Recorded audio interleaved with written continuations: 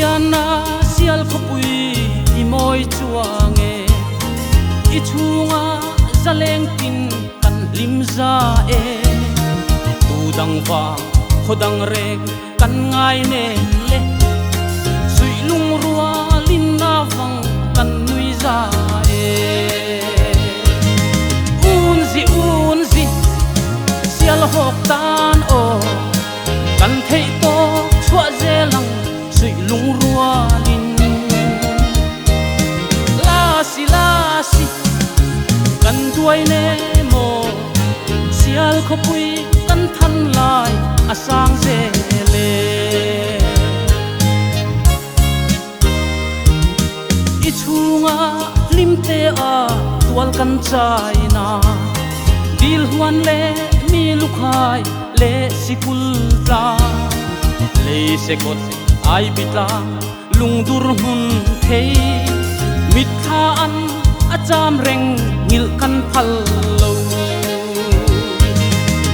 unzi sial hok tan o kan thei to chua zelang sui lung ruwa lin la si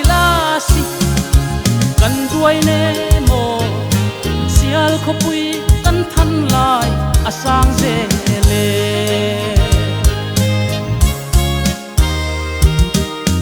na zong sial khopui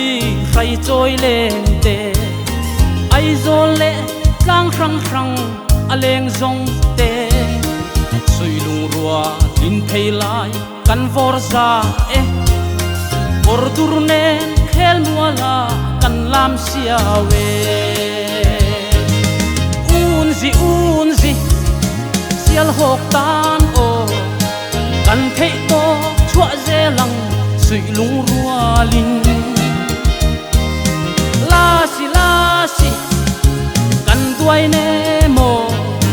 sial khopui kan than lai asang ze le